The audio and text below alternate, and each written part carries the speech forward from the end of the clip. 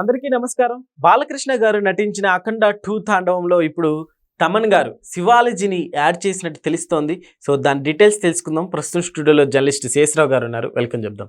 Hello sir. Hello sir, ఏంటి sir ఈ శివాలజీ అంటే ఏంటిది? దేవుడికి సంబంధించిందా లేకుంటే? ఇప్పుడు జనరల్గా మనం ఏంటి ఈ ఒక పార్టీ పెట్టారు అనుకోండి, దాని భావజాలం ఏంటి అంటాం. అలాగే పవన్ ఉన్నారు, ఎవరు పవన్ కళ్యాణ్ ఉన్నారు, ఆయన ఇజం ఏంటి, పవనిజం అని అంటారు కదా, పవనిజం అంటారు. ఇట్లా ఇప్పుడు అఖండ తాండవం సినిమాకి శివాలజీ అనేదాన్ని ఉదాహరణ కలిపాడు. సినిమా ఎలా నిర్మించారంటే అదంతా శివాలజీ అన్నాడు. ఎవరు తమను లేటెస్ట్గా ఆయన ఇంటర్వ్యూలో మాట్లాడుతూ చాలా విలువైనటువంటి అలాగే ఆయన అనుభవాలని పంచుకున్నాడు. ఆ సినిమా వెనుక శివాలజీ ఉంది అని అంటాడు. బయాలజీ జువాలజీ లేక శివాలజీ ఉంది అని అంటాడు ఆయన.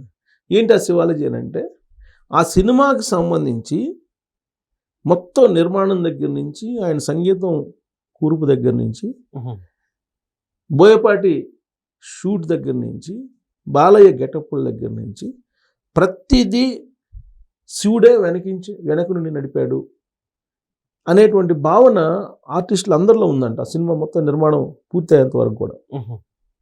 దాన్నే శివాలజీ అని చెప్పాను నేను. ఓకే, శివుడే నడిపించాడు కాబట్టి శివాలజీ అని చెప్పేసి ఆయన అన్నాడు. ఈ శివాలజీ అనేదని ఇంటర్వ్యూలో చెప్పాడు ఆయన. చెప్తూ అంత ఒడిదుడుకులు లేకుండా నడిచింది, కానీ చివరిలో మేము టెన్షన్ పడ్డాము, అప్పుడు కూడా శివాలజీ అంటే శివుడికి వదిలిపెట్టేసామన్నాడు. ఎప్పుడనంటే ఈ సినిమా 5వ తారీఖున విడుదల చేయాలనుకున్నాము, విడుదల చేయలేకపోయాము. విడుదల చేయకుండా ఆపేంతగా హడ్డిల్ లేదు, కానీ హడ్డిల్ క్రియేట్ చేశారు వేరే వాళ్ళు. ఓకే, అవును. కానీ దాన్ని శివుడే అధిగమించి వెంటనే 12వ తారీఖు ఈ సినిమాని రిలీజ్ చేయించుకున్నాడు ఆయనే. లేదంటే సినిమా అంత ఈజీగా రిలీజ్ కాకుండా చేసేటువంటి కుట్ర జరిగింది అనేది తమన్ చెప్పాడు. సరే, ఆయన మ్యూజిక్కి సంబంధించి కూడా మాట్లాడాడు. గతంలో అనేక సినిమాలకి మ్యూజిక్ అందించాను, బ్యాక్గ్రౌండ్ మ్యూజిక్ అందించాను, పాటలు కూడా అందించాను. కానీ ఈ అఖండ తాండవంకి బ్యాక్గ్రౌండ్ మ్యూజిక్ కానీ లేదా సాంగ్స్కి కానీ సంగీతం అందించడానికి నేను చాలా కష్టపడ్డాను, అంటే టైం ఎక్కువగా తీసుకున్నాను, ఎక్కువ టైం తీసుకున్నాను అని చెప్పి ఆయన చెప్పారు. గతంలో ఏ సినిమాలకు అలా తీసుకోలేదంట. ప్లస్ ఇది మెమరబుల్ ఇయర్ అని చెప్తున్నాడు ఆయన. మెమరబుల్ ఇయర్, వరుసగా సినిమాలు ఉన్నాయి తనకి. రాబోయే రోజుల్లో సంక్రాంతికి కూడా, సంక్రాంతి బరిలో వస్తున్నటువంటి సినిమాలు కూడా రాజాసాబు ప్రభాస్ ఉంది కదా, ఆ ప్రభాస్ కూడా తనే అని చెప్పి చెప్పారు ఎవరు, తమన్. ఓకే, చెప్తూ అఖండాకి బ్యాక్గ్రౌండ్ సాంగ్స్ కానీ లేదంటే జాజికాయ పాట ఉంది కదా, దానికి కానీ తర్వాత దానికి ఈజీగానే అయిపోయింది. బట్ తర్వాత మీకు ఆధ్యాత్మిక స్పిరిచువల్ కోణంలో ఉండేటువంటి సాంగ్స్కి శివుడి పరకాయ ప్రవేశం చేసినట్టుగా ఆ రేంజ్లో మ్యూజిక్ని అందించాలి, ఎలా అందించాలి అనే దాని మీద నేను ఎక్కువ చాలా థింక్ చేసి చేయాల్సి వచ్చింది. బట్ ఏ సినిమాకి ఎంత థింక్ చేసి చేయాల్సిన పని లేకుండా అయిపోయాయి. కానీ ఇది జరిగింది. కాకపోతే ఎంత థింక్ చేసినా కానీ లాస్ట్కి ఆ శివుడే వచ్చి ఆ మ్యూజిక్ని అందించినట్టు ఫీల్ అయ్యాను నేను. ఇది ఎలా వచ్చింది, ఇంత థాట్స్ ఎలా వచ్చినాయి అనేది ఇప్పుడు ఆశ్చర్యపోతున్నాను అని చెప్పి అంటున్నాడు ఆయన. సో దాన్నే శివాలజీ అని అంటున్నాడు ఆయన.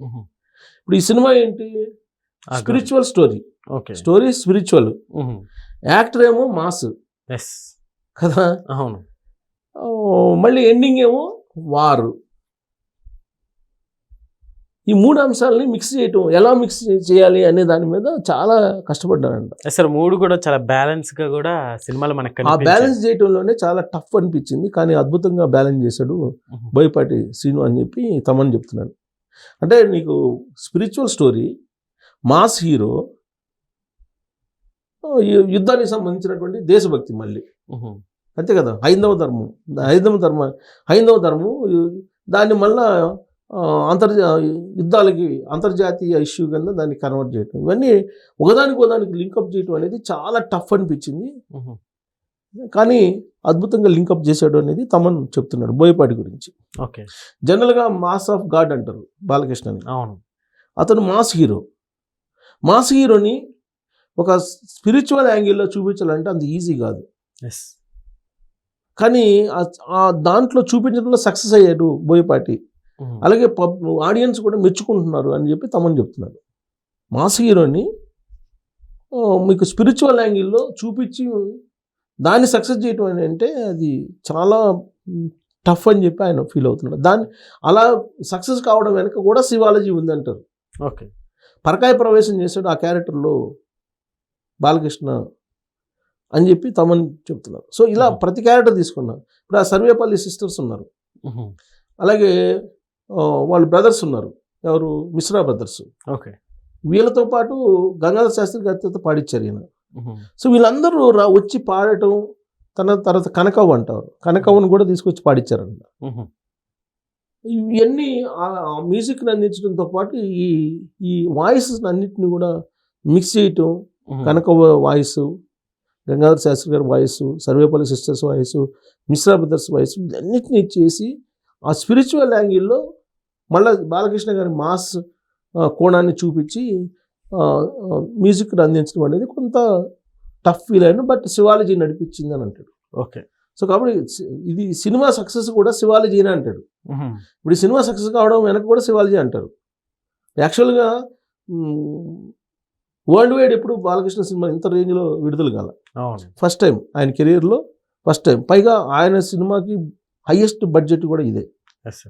ఇంత బడ్జెట్లో మార్కెట్లోకి వచ్చి ఒక థియేట్రికల్ కలెక్షన్స్ విషయంలో కొంచెం అటు ఇటు ఉంది. కానీ మిగతా శాటిలైట్ విషయంలో కానీ లేదా ఓటీటీ విషయంలో కానీ సాంగ్స్కి సంబంధించినటువంటి ఆడియో రైట్స్ విషయంలో కానీ అద్భుతంగా ఇన్కమ్ వచ్చిందని చెప్తున్నారు. సో ఈ థియేట్రికల్ కలెక్షన్స్ విషయంలో సీడెడ్ ఏరియాలో బలహీనపడింది. అది విచిత్రం. ఈవెన్ బాలయ్య కూడా అదే ఆశ్చర్యపోతున్నాడట. టాలీవుడ్లో మాట్లాడుకుంటున్నటువంటి అంశం ఇది. ఓకే. జనరల్గా బాలయ్య సినిమాలకి సీడెడ్లో ఎక్కువ వస్తుంది కలెక్షన్స్. ఆంధ్ర సీడెడ్ నైజాం ఇది డిస్ట్రిబ్యూషన్ ఉంటుంది తెలుగు సంబంధించిన ఆడియన్స్కి. ఆంధ్ర సీడెడ్ నైజాంకి ఎక్కువ కలెక్షన్స్ ఉంటాయి బాలయ్య సినిమాలకి. అదే చిరంజీవి సినిమాలకి అయితే ఆంధ్ర ఎక్కువ ఉంటాయి. ఓకే. సో ఇలా ఈక్వేషన్స్ ఉంటాయి. నైజాంలో ఎప్పుడు తక్కువ ఉంటాయి. కానీ ఈసారి నైజాంలో ఎక్కువ వచ్చినాయి అంట. ఆంధ్రాలో కూడా అంత పెద్దగా రాలేదు. నైజాం సీడెడ్లో అసలు తక్కువ వచ్చిందని అంటారు, నైజాంలోనే ఎక్కువ వచ్చింది అంటారు. సో కాబట్టి ఆ సీడెడ్లో రాకపోవడం అనేది ఎందుకు రావట్లేదు? సీడెడ్లో జనరల్గా బాలయ్య సినిమాలకు హైయెస్ట్ వస్తుందంట కలెక్షన్స్. ఏ సినిమా అయినా సరే, అది డిజాస్టర్ సినిమా అయినా సరే కలెక్షన్స్ ఎక్కువ ఉంటుందంట సీడెడ్లో. కానీ ఈ సినిమాకి మాత్రం సీడెడ్లో లేదు. అంటే దానికి కారణం ఏంటి అని అంటే పొలిటికల్ కొంత డ్రైవ్ నడిచింది దీని వెనక అనేది. పొలిటికల్ డ్రైవ్ అంటే ఏంటి? వైఎస్ఆర్ కాంగ్రెస్ పార్టీ వాళ్ళు రాయలసీమ ఏరియాలో కొంత ఎక్కువ ఉంటారు అనేది. సో అక్కడ డ్రైవ్ నడిచింది, వైఎస్ఆర్ కాంగ్రెస్ పార్టీ డ్రైవ్ చేసింది. అక్కడ పైగా హిందూపురంలో ఎమ్మెల్యే అయినా. సో దాంతో ఒక డ్రైవ్ నడిపారు గతంలో ఎప్పుడు లేని విధంగా వైఎస్ఆర్ కాంగ్రెస్ పార్టీ వాళ్ళు. దాని కారణంగా సీడెడ్లో కలెక్షన్స్ గతం కంటే తగ్గాయి అని చెప్పి ఒక అంచనా వేస్తుంది. జనరల్గా సినిమాలకి రాజకీయాలతో సంబంధం ఉండదు. సినిమాలకి రాజకీయాలతో సంబంధం లేకుండా సినిమాలు చూస్తుంటారు.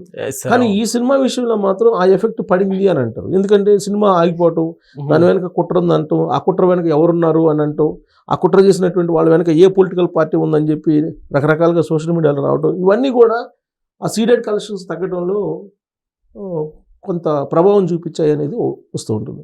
సరే, ఏది వచ్చినప్పటికీ హడ్డిల్స్ వచ్చినప్పటికీ కలెక్షన్స్, థియేట్రికల్ కలెక్షన్స్ కొంచెం అటు ఇటు ఉన్నప్పటికీ కూడా ఇదంతా కూడా శివాలజీ అని అంటున్నారు ఆయన.